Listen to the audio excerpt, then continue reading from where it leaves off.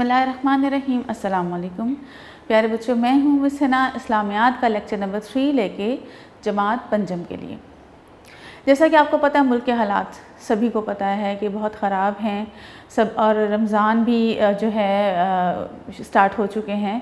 तो बेटा आप लोग अपने घरों में बहुत ही एहतियात के साथ रोज़े भी रखिए और साथ साथ जो है एहतियात भी कीजिए। मैं दुआ करती हूँ आप सब लोग अपने अपने घरों में बिल्कुल खैरियत से होंगे और अपनी पढ़ाई के सिलसिले को आपने कंटिन्यू रखा हुआ होगा, पढ़ रहे होंगे।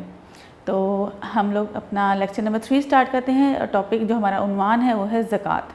आज मैं आपको ज़कात के बारे में बताऊंगी। आपने अपने घर में ज़रूर सुना होगा अपने बड़ों से, अपने पेरेंट्स से कि घर ज़कात देनी है या नहीं देनी है। ज़कात से आप के नाम से आप वाकिफ़ ज़रूर होंगे, लेकिन ज़कात किसको कहते हैं, उसकी तफसीलात क्या हैं, किन लोगों को देनी चाहिए, उसके बारे में आज हम पढ़ेंगे।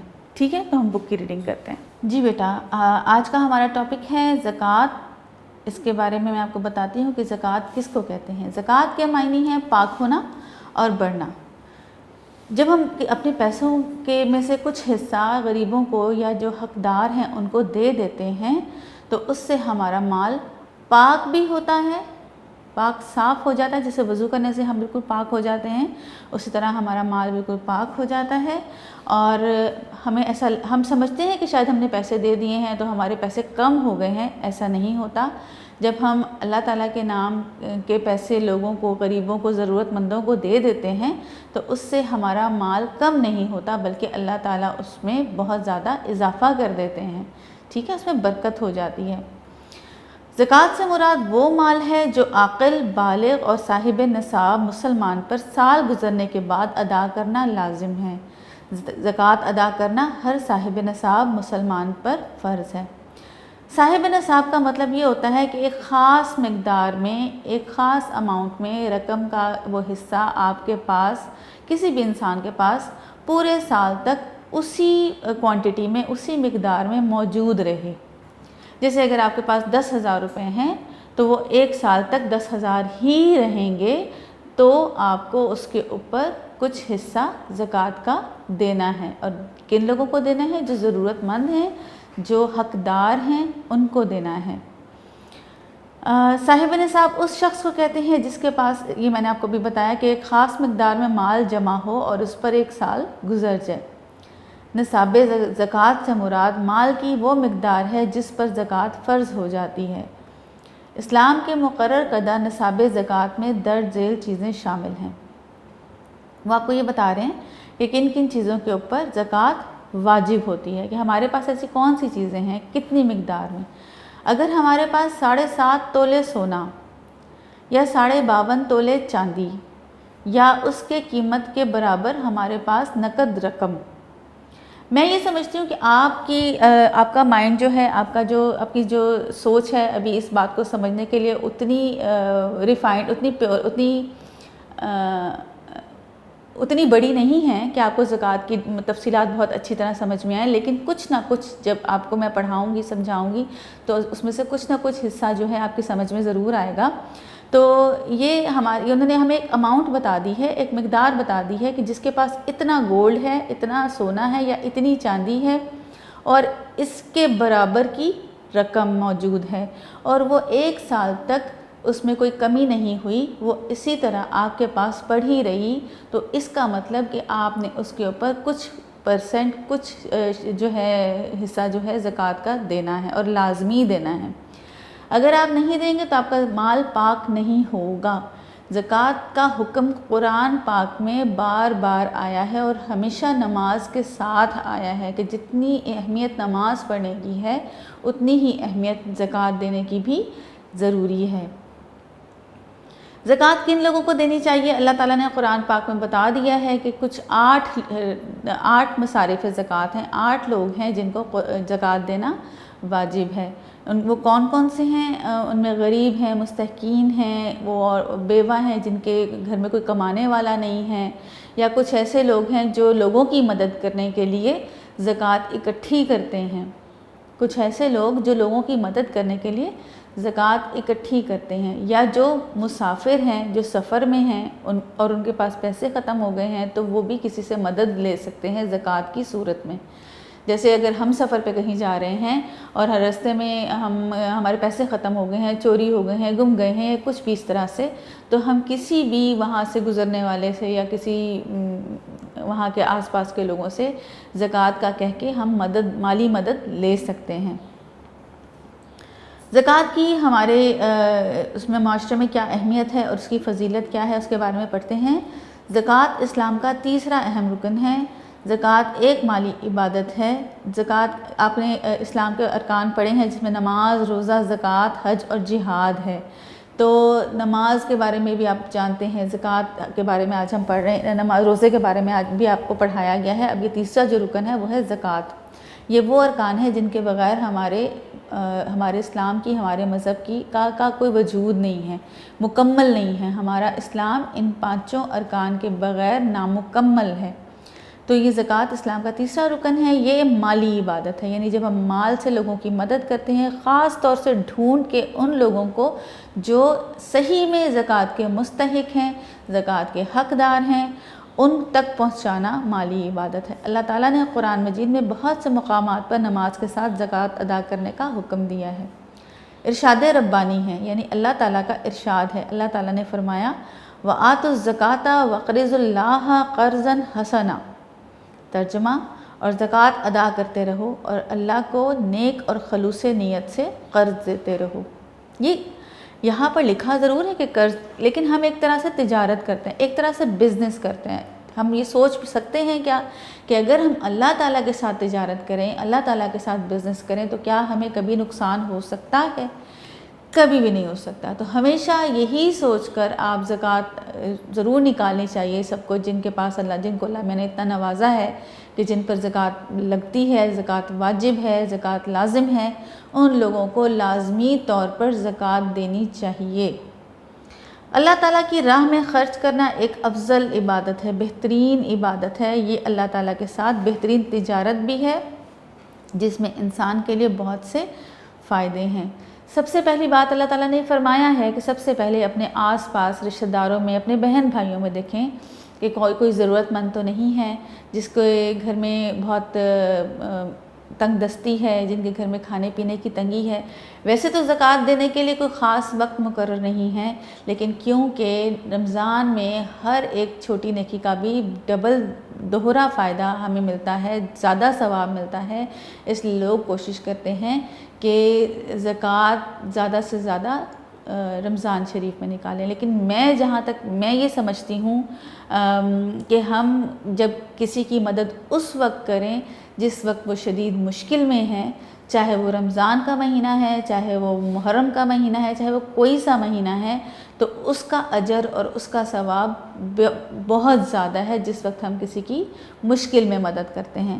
تو جب بھی کبھی کوئی سوال کرے، آپ سے زکوٰۃ کی صورت میں مدد مانگنے کی کوشش کرے، تو ہمیں کر دینی چاہیے۔ میرا تو یہ خیال ہے کہ ہمیں کر دینی چاہیے۔ ہمیں یہ نہیں سوچنا چاہیے کہ ہم رمضان کا انتظار کریں تو رمضان میں ہی زکوٰۃ دیں گے۔ بہرحال یہ تو دنیاوی بات ہے، سوچنے کی بات ہے کہ ہمیں ہمیشہ لوگوں کی مدد مشکل میں کرنی چاہیے۔ جی،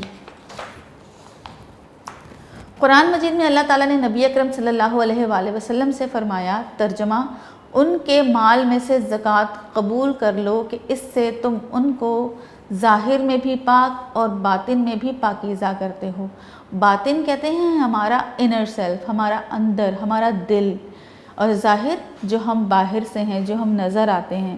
تو اللہ تعالیٰ کہتے ہیں کہ تم لوگوں سے زکوٰۃ قبول کرو لازمی طور پہ، کیونکہ وہ زکوٰۃ دینے سے باہر سے بھی پاک ہو جاتے ہیں اور ان کا دل بھی پاک اور صاف ہو جاتا ہے۔ کیونکہ جب ہم مال خرچ کرتے ہیں اللہ کی راہ میں، تو مال سے ہماری محبت بھی کم ہوتی ہے۔ سمجھ آئیے؟ ہمیں یہ نہیں ہوتا کہ ہم پیسوں کو چھپا کر رکھیں، بچا کے رکھیں، جوڑتے رہیں۔ یہ اس سے ہماری محبت کم ہونا شروع ہو جاتی ہے، اور یہی اللہ تعالیٰ کو بات پسند ہے۔ اللہ تعالیٰ کی راہ میں مال خرچ کرنے والے کو بہت زیادہ اجر و ثواب ملتا ہے۔ نبی کریم صلی اللہ علیہ وآلہ وسلم نے فرمایا، جو شخص اللہ کی راہ میں کوئی چیز خرچ کرے، اس کے لیے وہ چیز 700 گنا بڑھ کر لکھ دی جاتی ہے۔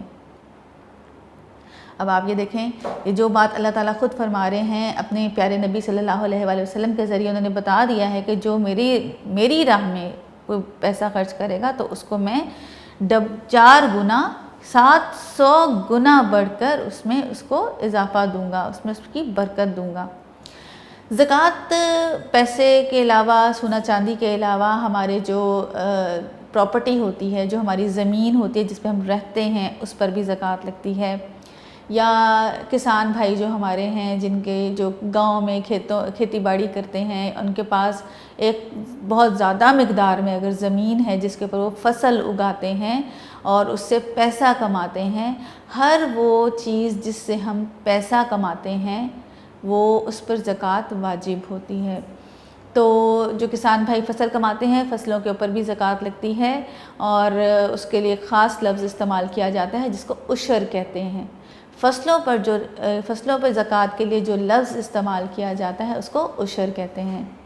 اس کے علاوہ جو مویشی جانور جیسے گائے بھینسیں لوگوں نے رکھی ہوتی ہیں اور اس سے خوب ڈھیر سارا کاروبار کرتے ہیں، دودھ بیچتے ہیں، گھی بناتے ہیں، اور اس سے ان کا جو ذریعہ آمدن ہے وہ کمانے کا ذریعہ ہے، تو مویشیوں کے اوپر بھی جو ہے زکوٰۃ لگتی ہے، اس پر بھی واجب ہے، وہ بھی ایک خاص مقدار میں، کہ آپ کے پاس جیسے انہوں نے بتایا کہ 7.5 تولے سونا ہے اور اس کے ایکول آپ کے پاس، اس کے برابر آپ کے پاس اگر جانور ہے تو اس کے اوپر بھی زکوٰۃ لگے گی، واجب ہوگی۔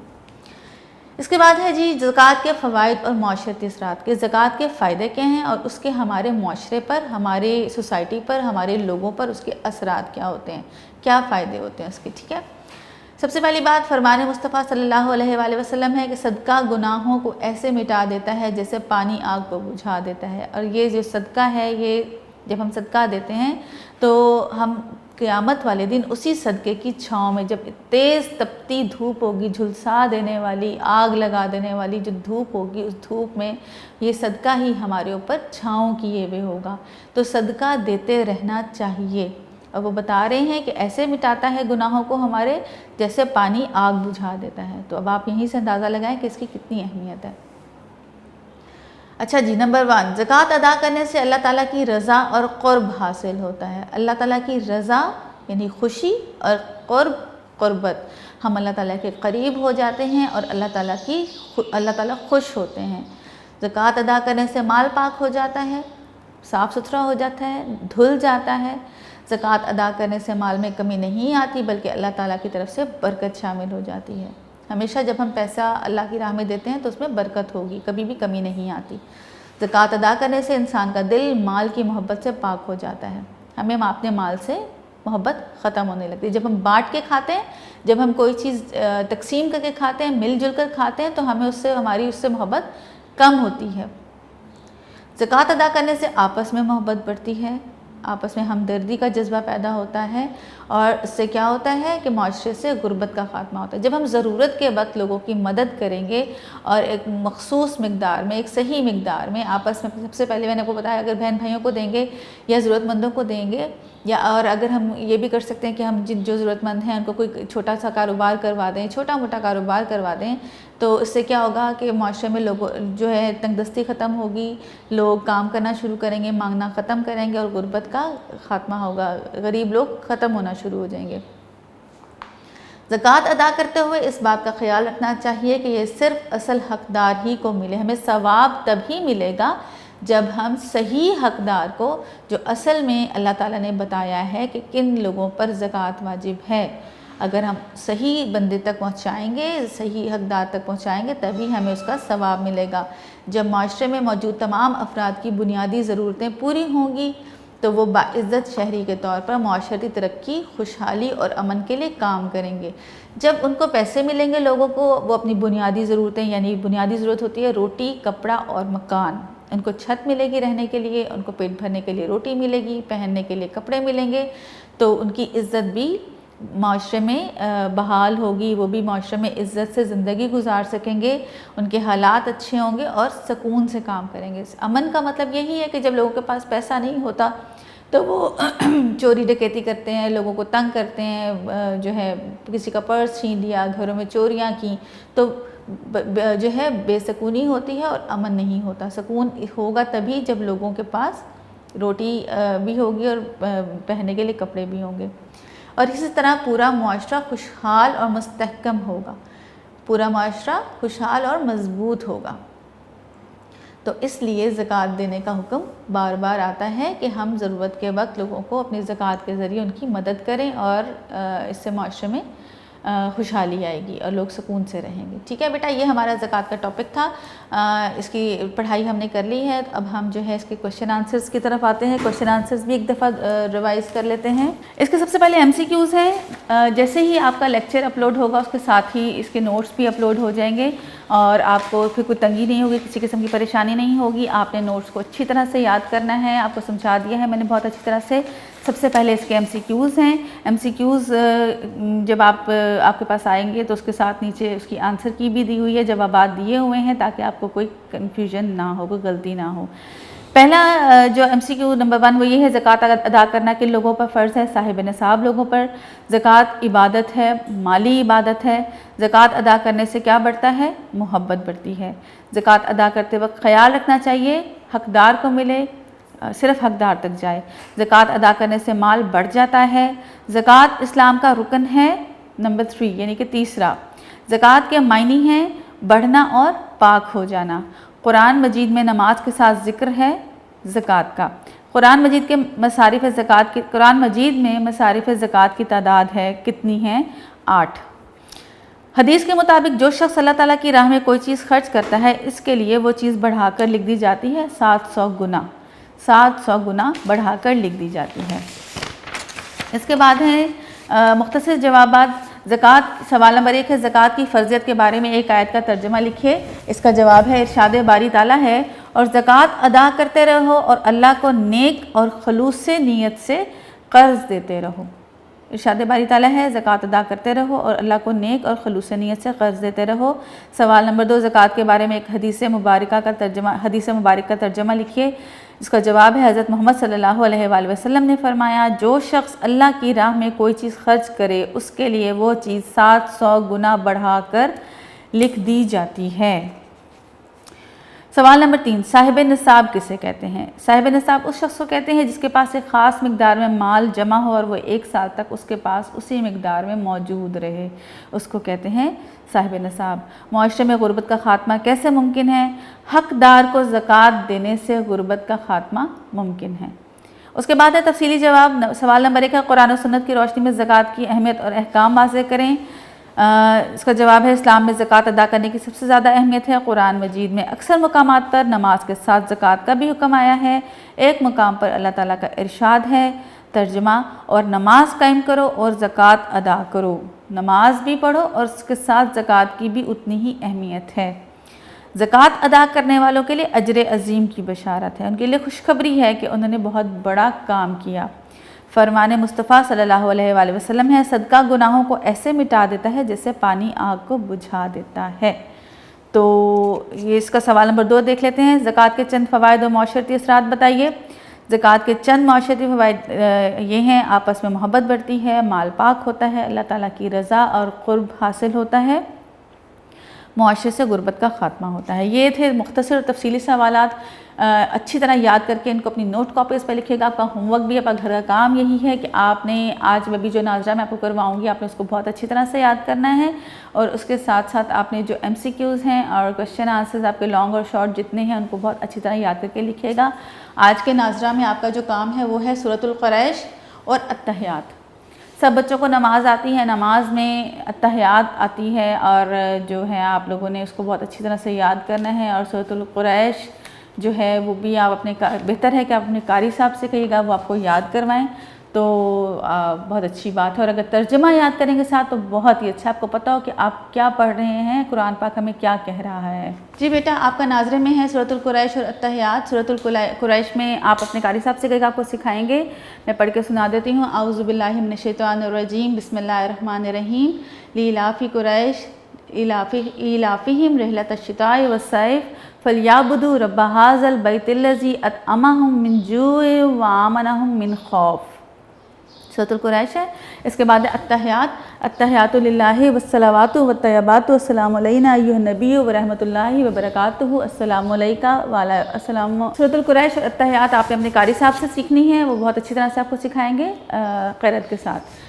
سورۃ القریش، اعوذ باللہ من الشیطان الرجیم، بسم اللہ الرحمن الرحیم۔ لیلاف قریش ایلافہم رحلۃ الشتاء والصیف فَلْيَعْبُدُوا رَبَّ هَٰذَا الْبَيْتِ الَّذِي أَطْعَمَهُم مِّن جُوعٍ وَآمَنَهُم مِّن خَوْفٍ۔ التحیات بیٹا آپ التحیات بھی سن لیجئے۔ التحیات للہ والصلوات والطیبات والسلام علیک ایھا النبی ورحمۃ اللہ وبرکاتہ، السلام علینا وعلی عباد اللہ الصالحین۔